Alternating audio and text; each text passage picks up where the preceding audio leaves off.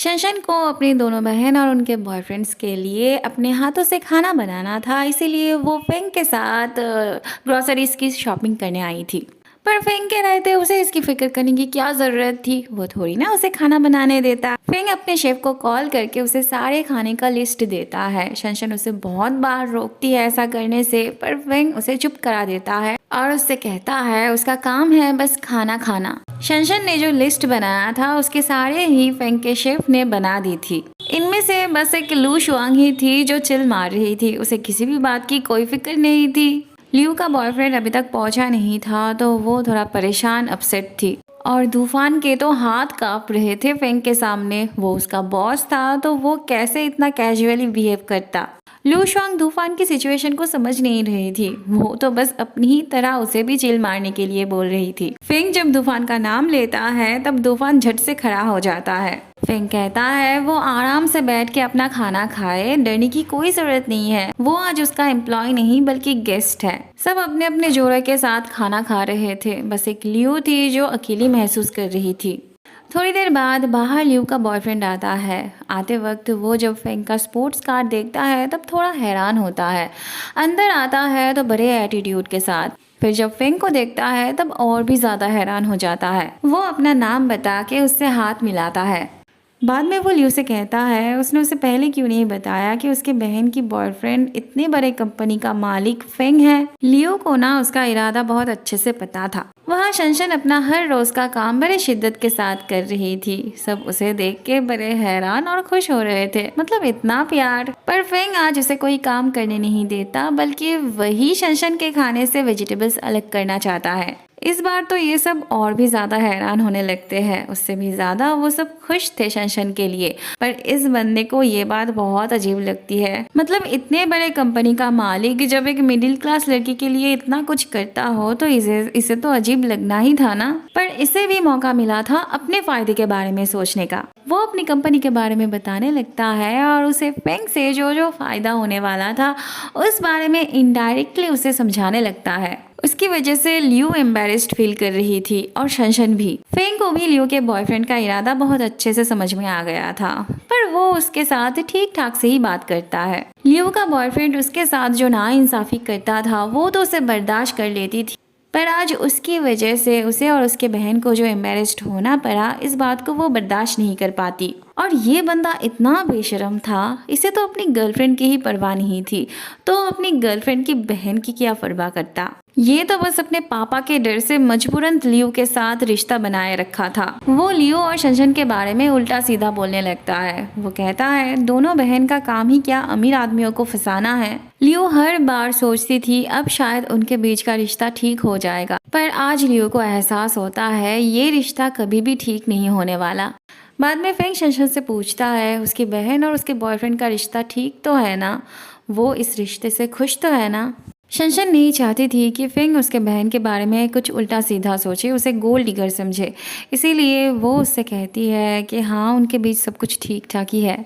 घर आके फेंग देखता है उसकी बहन उसके भांजे का फोटो खींच रही है, तब वो भी अपने भांजे के साथ एक दो फोटो खींच लेता है। फोटो कैसा आया है ये देखते वक्त फेंग के बहन के फ़ोन में शनशन के फैमिली वालों की फ़ोटो मिलती है। वो जब अपनी बहन से इसका एक्सप्लेनेशन मांगता है तब वो कहती है वो बस इतना जानना चाहती थी कि उसका भाई जिस लड़की से प्यार करता है उसका फैमिली बैकग्राउंड कैसी थी। फेंग की बहन उसे समझाती है कि वो शनशन के फैमिली वालों के साथ कैसे एडजस्ट कर पाएगा। शनशन उसके लायक नहीं थी, उसे लीशुआ के साथ होना चाहिए था। लीशुआ उनके साथ बड़ी हुई थी तो उसे लीशुआ को चुनना था, पर फेंग तो फेंग था, वो जिसे पसंद कर चुका था वही उसके लिए बेस्ट था। अगले सीन में हम देखते हैं ये चारों डेट पर आए होते हैं और शनशन हर रोज का काम कर रही होती है, मतलब फेंग के खाने से वेजिटेबल्स अलग कर रही होती है, जिसे देख लीशुआ जल्दी से जेंगशी को अपने हाथों से खाना खिलाने लगती है। ये देख के ये दोनों तो बड़े खुश होते हैं, पर लीशुआ ऐसा कर रही थी बस फेंग को जलाने के लिए। थोड़ी देर बाद जेंगशी कहता है 2 दिन बाद काम के सिलसिले में उसे और फेंग को 1 हफ्ते के लिए लंदन जाना है, जिसे सुन के शनशन हैरान और उदास हो पड़ती है। पर लीशुआ कहती है अच्छा ही है, वैसे भी बहुत दिन हो गए उसे लंदन जाने में, इस बहाने अगर वो और शनशन उनके साथ जाए तो कैसा रहेगा, उनका काम भी हो जाएगा और वो और शनशन मिलके उन्हें कंपनी भी दे पाएंगे। अपनी इच्छा पूरी करने के लिए वो जेंगशी से भी यही बात कहलवाती है। आइडिया तो अच्छा था पर शनशन के पास पासपोर्ट नहीं थी तो वो नहीं जा पाती। वैसे ये लीशुआ के लिए बहुत अच्छी अपॉर्चुनिटी थी, पर फिर भी वो फेंग से कहती है वो कैसा बॉयफ्रेंड है जो अपनी गर्लफ्रेंड को एक पासपोर्ट बनाने में हेल्प नहीं कर पाया। फेंग के लिए सच में ये शर्मिंदगी वाली बात थी। लीशुआ को अब थोड़ी देर के लिए सैक्रिफाइस की देवी बननी थी, तो वो कहती है अगर शनशन नहीं जा सकती तो वो कैसे जा सकती है। ये सुन के ऑब्वियसली शनशन चुप नहीं बैठती और उसे सैक्रिफाइस भी नहीं करने देती। भला उसके लिए वो अपनी मजा क्यों सैक्रिफाइस करती, तो वो उनके साथ उसे जाने के लिए कहती है। शनशन के अलावा लीशुआ के पास और एक गार्ड था जो था जेंगशी, तो जेंगशी भी उसे अपने साथ उनके साथ चलने के लिए बोलता है। इसके बाद फेंग भी भला क्या कहता और शनशन भी बहुत लो फील करने लगती है। घर छोड़ते वक्त फेंग शनशन से कहता है उसने उससे कहा था ना पासपोर्ट बना लेने के लिए, तो अब तक उसने अप्लाई क्यों नहीं की। शनशन कहती है उसे कहाँ पता था कि इतनी जल्दी विदेश जाने का मौका आ जाएगा उसके सामने। फेंग अपनी सेक्रेटरी से कह के शनशन के लिए जल्द से जल्द पासपोर्ट बनाना चाहता था, पर शनशन उसे मना करती है। वो कहती है वो एक आम एम्प्लॉय होके अगर इतनी सारी सुविधा लेगी उससे तो ये बाकियों के लिए नाइंसाफी होगी ना। वो उसकी गर्लफ्रेंड होने का फायदा नहीं उठाना चाहती। शनशन की यही इनोसेंस तो फेंग को भाती थी, इसीलिए वो उससे इतना प्यार करता था। अगले सीन में हम देखते हैं ये तीनों लंदन चले आते हैं और फेंग ने 2 ही रूम बुक की होती है, एक उसके लिए और दूसरा जेंगशी और लीशुआ के लिए। जेंगशी जब फेंग से पूछता है कि उसने 3 रूम क्यों नहीं ली, तब फेंग कहता है वो दोनों तो कपल ट्रिप में आए हैं ना, तो वो भला तीसरा रूम क्यों लेता। फेंग को शक ना हो इसीलिए लीशुआ जल्दी से फेंग से कमरे की चाबी लेके चली जाती है। बाद में फेंग जेंगशी से कहता है उसे ऐसा नहीं कहना चाहिए था, लीशुआ को बुरा लगा होगा, पर उसे कहाँ पता था कि लीशुआ यहाँ किस मकसद से आई थी। ये तो बस जेंगशी को पता था और वो इस पूरे बात को झेल रहा था। जब कमरा एक था तो बेड भी एक ही होनी थी, पर दोनों मिलके बेड की सैक्रिफाइस करना चाहते थे। पर जेंगशी भला लीशुआ को कैसे सोफे पे सोने देता, तो वो सोफे पे सोना चाहता है और उसे बेड पे सोने के लिए कहता है।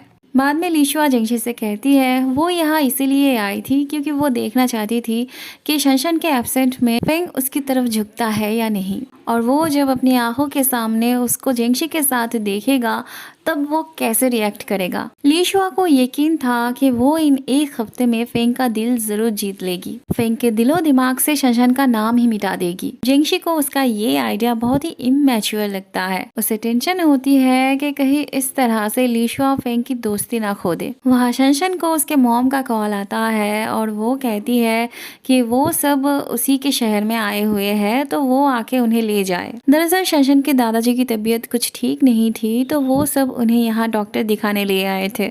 शनशन उन्हें अपने साथ अपने नए घर में लेके आती है। दरअसल उन्हें लियू के घर उठना था, पर लियू अपना फोन बंद करके रखी थी। अब लियू भला कैसे उनका जवाब दे पाती, वो उसने तो अपने बॉयफ्रेंड के साथ ब्रेकअप कर लिया था, तो वो कहीं और रह रही थी, और अगर उसके मॉम को ये बात पता चलती तो वो तो उसे कच्चा चबा जाती। वहाँ लीशुआ इन दोनों के साथ फोटो खिंचवाना चाहती थी। वैसे तो वो बस फेंग के साथ फोटो में आना चाहती थी, पर क्योंकि ऐसा पॉसिबल नहीं था तो मजबूरन उसे जेंगशी को भी लेना पड़ता। पर फेंग को ये सब फोटो में इंटरेस्ट नहीं था, तो वो उन दोनों का फोटो खींच के देना चाहता है। लीशुआ तो एक पल के लिए स्टैचू बन जाती है, फिर दूसरे ही पल खुद को संभाल के फेंग को दिखा दिखा के जेंगशी के साथ ऐसे पोज देने लगती है।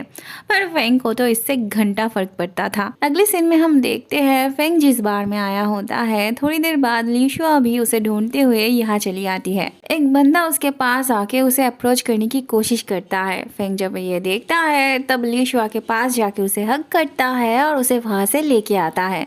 लीशुआ भी कब से इसी पल का इंतजार कर रही थी कि कब वो फेंग के साथ अकेले में टाइम स्पेंड कर पाएगी। लीशुआ फेंग से ये जानना चाहती थी कि वो उसके और जेंगशी के रिश्ते के बारे में क्या सोचता है। वो फेंग से ये जानना चाहती है कि जेंगशी के जैसे प्ले बॉय के साथ रिश्ता बना के कहीं उसने गलती तो नहीं कर दी।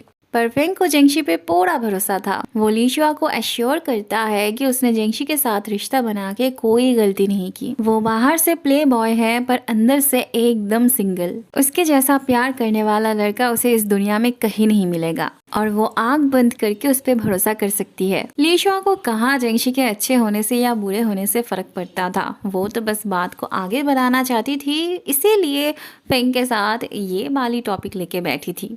थोड़ी देर बाद जेंगशी आके जब उन्हें हंस हंस के बात करते हुए देखता है तब उन्हें डिस्टर्ब ना करते हुए वहां से चला जाता है। बाद में लीशुआ कमरे में आके देखती है जेंगशी ने बहुत सारा ड्रिंक करके सोफे पर ही सो पड़ा था। फिर वो जेंगशी के ऊपर चादर ओढ़ देती है और कहती है उसको ऐसे यूज करते हुए उसे बुरा तो लग रहा है पर उसके पास और कोई रास्ता भी तो नहीं है और उसे पता है वो जो कर रही है वो एकदम सही कर रही है, सब कुछ एकदम ठीक ठाक से जा रहा है। उसके जाने के बाद जेंगशी अपनी आंखें खोलता है, मतलब वो सोया नहीं था, पूरे होश में ही था।